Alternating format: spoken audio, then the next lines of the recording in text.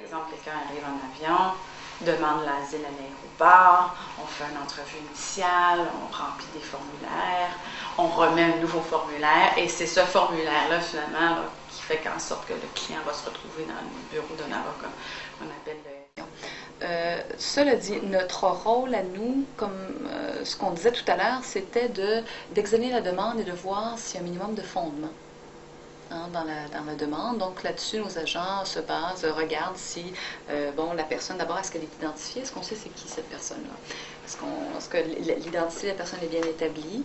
Est-ce qu'il y a un minimum de fondement à sa demande? Vous avez énormément de clients dépendants, c'est quoi leur situation, qui nous arrivent en choc post-traumatique et en phase aiguë. Ou des gens qui n'ont jamais voyagé, des gens qui n'ont jamais quitté leur famille, je veux dire, tous les pires scénarios, finalement, vous les savez. On a aussi beaucoup d'analphabètes. C'est pas comme s'ils peuvent relire l'information qui a été créée par l'agent. Les problèmes qu'on a avec les documents qu'on appelle au port d'entrée sont épouvantablement grands. Ça fait longtemps que les avocats en immigration, on se bat pour l'obligation d'avoir, ou du moins le droit d'être représenté. Ce qui arrive, c'est qu'on leur dit, bien, vous avez le droit d'être représenté, mais ils ne connaissent pas personne encore, ça se passe immédiatement. Et ce que nous, on se fait dire, c'est que les agents n'ont pas l'obligation de nous donner le droit d'être là non plus. L'immigration n'est pas obligée. L'objectif de l'entrevue est supposé être juste une entrevue d'admissibilité, à savoir si oui ou non vous pouvez faire la demande. Du moment qu'on arrive à dire que vous pouvez faire la demande, c'est supposé être fini. Là, finalement, ils poussent. Puis finalement, ils veulent quasiment entendre le dossier de réfugié au complet alors que ton client n'est pas préparé. On n'est pas à la cour encore.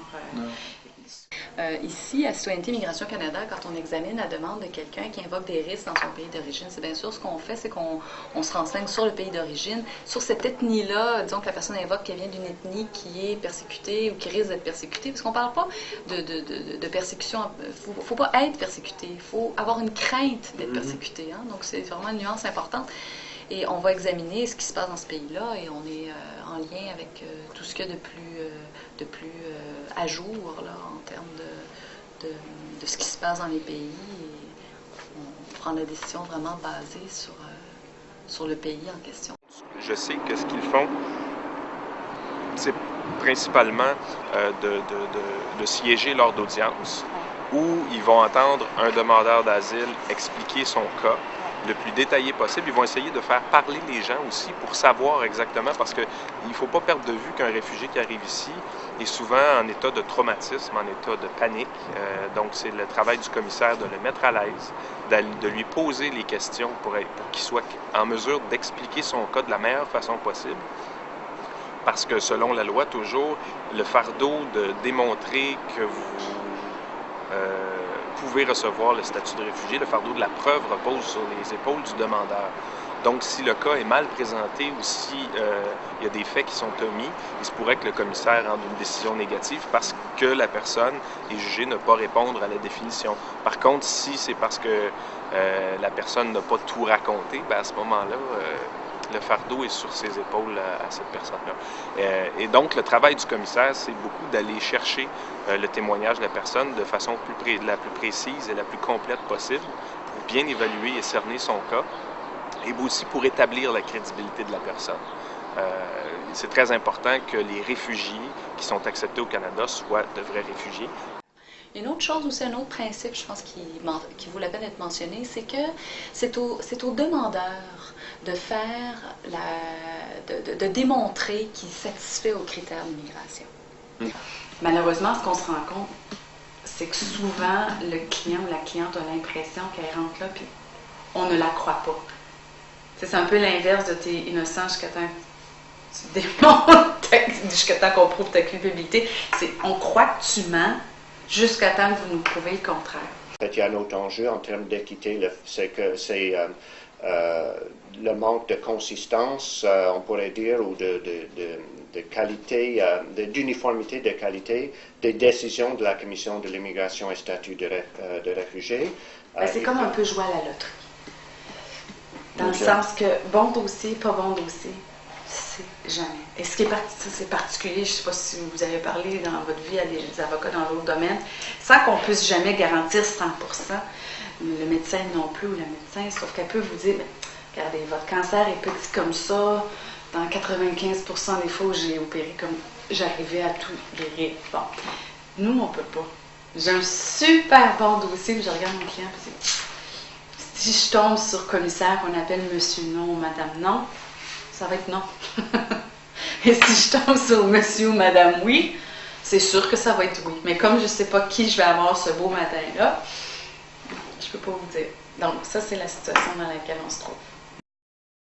Ça implique que la personne est en droit maintenant de faire une demande de résidence permanente. Elle a un statut de personne qui va être protégée par le Canada, donc on l'accueille et on lui permet de devenir résidente permanente. Panique, je dirais, parce que le monde ne sait pas quels sont... Ben, dans un premier temps, il n'y a pas de recours efficace. Donc, on est là pour aider, mais on ne peut pas pour autant créer des instances qui n'existent pas.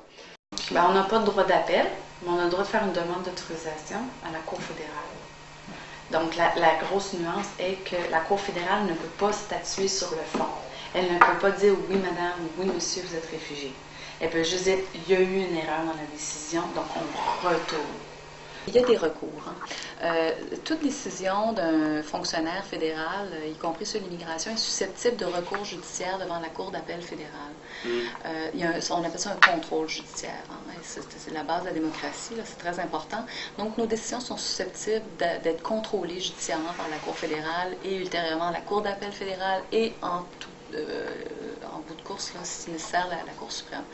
Il y a l'absence d'un appel au mérite pour les réfugiés, donc la section d'appel pour les réfugiés qui a été introduite dans la loi de 2002, mais très exceptionnellement pour un pays démocratique où la loi a été passée par le Parlement, cette section de la loi n'a jamais été mise en vigueur 6 ans plus tard. Alors la section d'appel, un vrai appel où un décideur pourrait regarder tous les aspects d'un cas, tant les faits que le droit est de décider oui ou non, la cause a été bien décidée, ce droit n'existe toujours pas. Pour les réfugiés, la grosse distinction, c'est que 80% au moins, et puis là je suis probablement pingre, c'est peut-être plus que 90%, mais une très grosse proportion des décisions sur le statut de réfugié sont prises sur la crédibilité du récit de l'intéressé. Et ça, c'est une question de fait. Donc, vous allez en révision judiciaire et vous dites, mais oui, mais le commissaire n'a pas tenu compte de ce que j'ai dit dans le récit. Et là, on vous répond, hey, je m'en occupe pas là. C'est lui qui a entendu le récit. Il en a pensé ce qu'il a voulu en penser. Il en a tiré la conclusion que vous n'étiez pas crédible ou que ça ne s'était pas passé comme ça, etc. Ça, moi, je m'en occupe pas. Si jamais l'appel est utilisé et la personne est déboutée de son appel, on reconnaît là, que la CISR n'a pas erré, ne s'est pas trompée et a effectivement refusé. Ce qu'on va faire à ce moment-là, c'est que la personne va devoir quitter le Canada. Elle a une mesure de renvoi contre elle, elle doit quitter le Canada. Mais avant de renvoyer quiconque, on s'assure qu'il n'y a pas un risque avant le renvoi. C'est une étape qui s'appelle l'examen des risques avant renvoi, acronyme ERAR, et on a des agents spécialisés dans le risque qui sont spécialisés aussi selon diverses régions du monde, donc c'est un peu géopolitique là, comme travail, et ils vont examiner, on va offrir à la personne de présenter une demande d'examen des risques avant son renvoi. Ce qui fait que la personne va nous évoquer les risques qu'elle court à retourner dans son pays d'origine. On va se pencher là-dessus, on va regarder s'il y a des risques. L'examen des risques avant renvoi, s'il est positif, la personne obtient la résidence permanente au Canada, devient une immigrante. C'est-à-dire qu'on peut déterminer que cette personne-là n'était pas un réfugié politique au sens de la Convention de Genève, mais que par contre, il y avait des risques personnels à cette personne-là à retourner dans son pays. Imaginons une femme, par exemple, avec l'excision. Mais l'examen des risques avant renvoi est décidé par des fonctionnaires qui travaillent pour le ministre de l'Immigration, et donc on peut se demander s'ils ont l'indépendance d'esprit dont on aimerait pour vraiment arriver à une décision impartiale et indépendante.